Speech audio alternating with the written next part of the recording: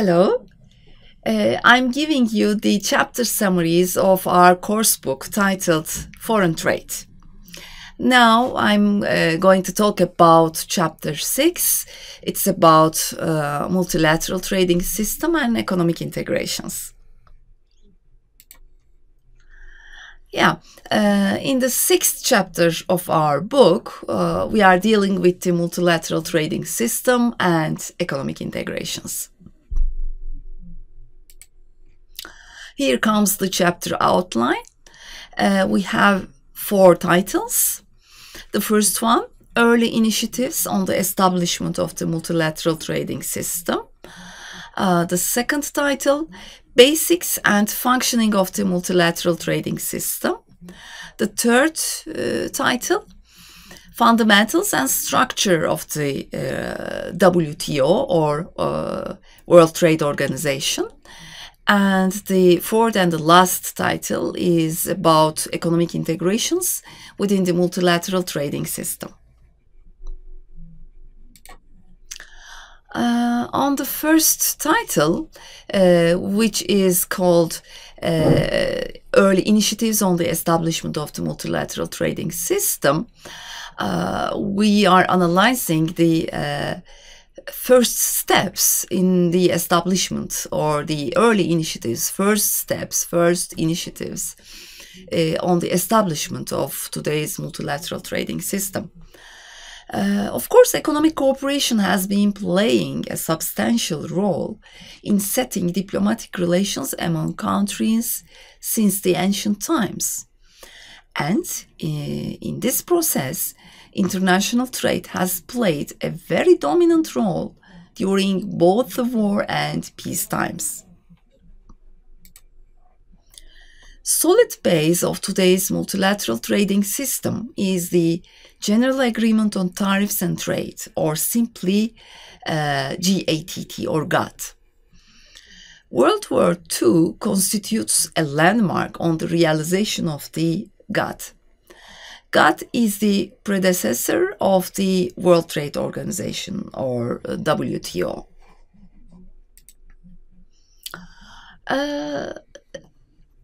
At the end of this World War II, countries, Western European countries under the leadership of US came together to discuss the new international economic order after the war.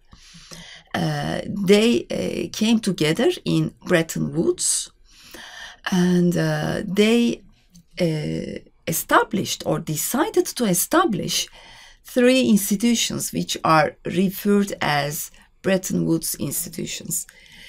The first Bretton Woods institution is the World Bank. It is responsible, or it was planned to be responsible to reconstruct Europe after the World War II.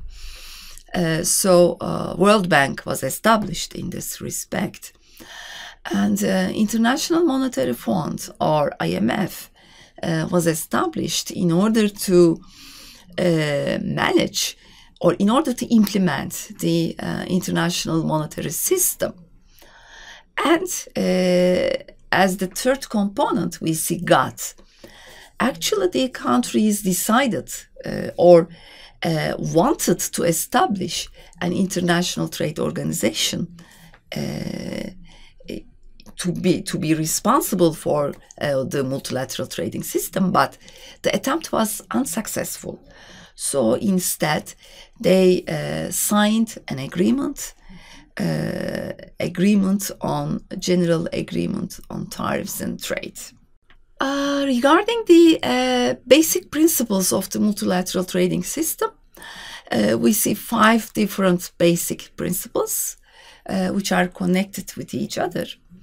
Free trade without discrimination, freer trade, predictability, promoting fair competition, encouraging economic development and reform. Regarding the fundamentals and structure of the WTO, World Trade Organization, setting multilateral trading rules, trade negotiations, WTO agreements, and building trade capacity. Here comes the structure of the World Trade Organization. You see that there are 5 pillars in terms of the structure of the WTO. The first pillar is trade in commodities, and the second pillar is trade in services. The third pillar is trade-related aspects of the intellectual property rights. The fourth pillar is the trade-related dispute settlement, and the fifth pillar is trade monitoring. Under the last title in this chapter, we are dealing with the economic integrations within the multilateral trading system. You see that the economic integrations are given as steps, as stairs in the slide, and we use the same figure in our course book as well.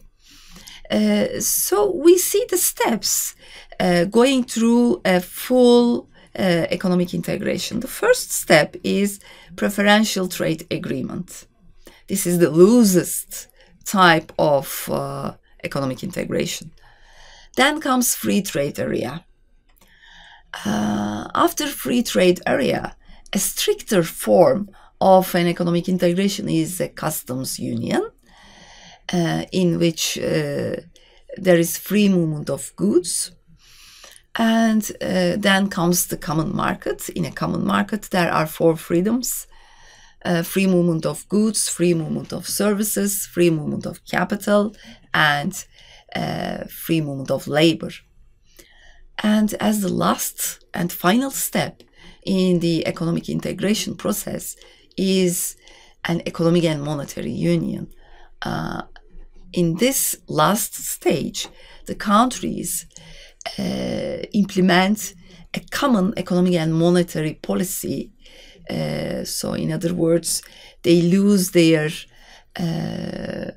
sovereignty in economic and monetary issues.